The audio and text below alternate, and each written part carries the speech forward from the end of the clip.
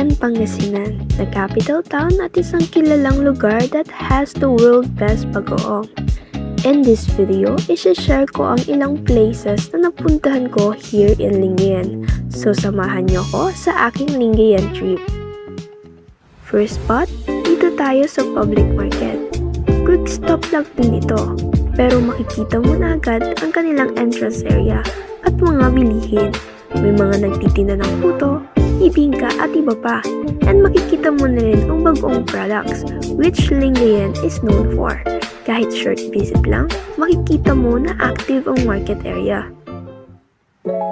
Another stop is this cafe spot, Man Cafe. Magandang place siya for chill hangout, cozy yung setup, and relaxing vibe ng place. Kaya okay siya for a quick break or tambay muna. Makikita na maayos and comfortable yung area. May available din silang table activities na pwedeng gamitin while waiting for your order. Okay din yung service. Maayos kausap yung staff and smooth yung ordering process. Ito yung mga ina-order namin. Like this white truffle pasta na creamy yung sauce and hindi overpowering yung flavor. Kaya madaling kainin.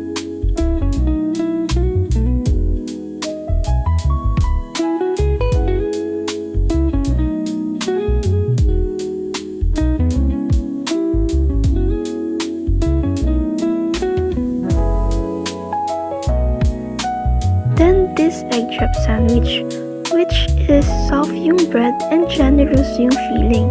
Kaya sulit din as a light meal.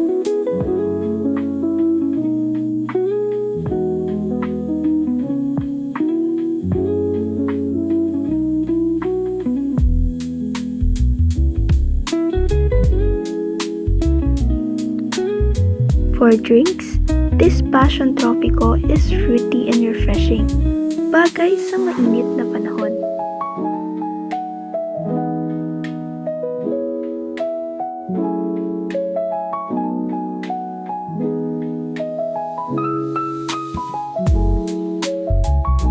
And the matcha green tea, na smooth yung taste and hindi masyadong matapang.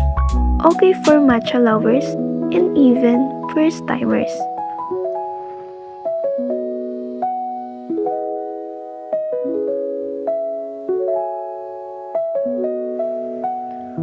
Overall, okay siyang cafe stop for relaxed food break.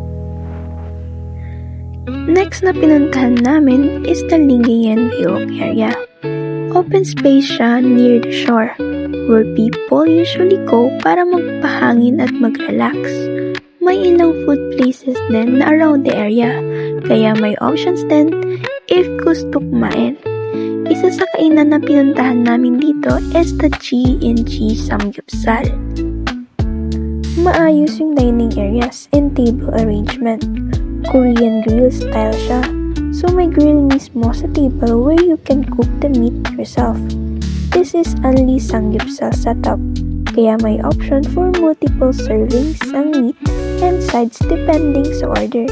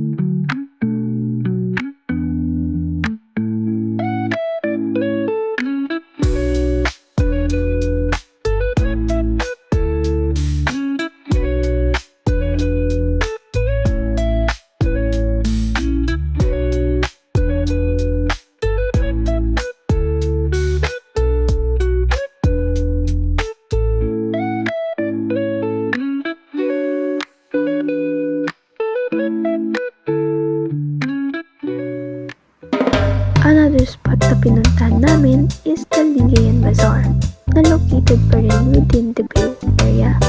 Habang nasa area, mai-enjoy mo ang paligid, may view ng dagat, open walking space, at maraming tao na tumatambay at nagra-relax, lalo na pagpalubog na yung araw. Yung bazaar mismo has different stalls na nag-o-offer ng snacks, drinks, and small food items. Kaya magandang ikutin if gusto mo ng light food trip.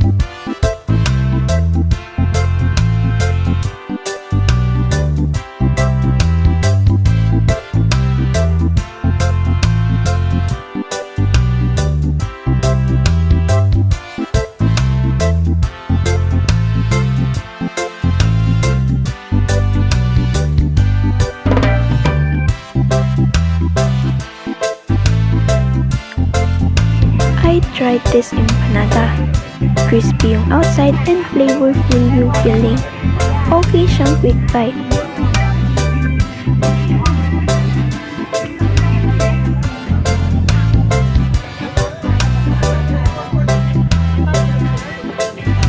I also got green apple fruit tea. Refreshing at bagay sa chill na setup.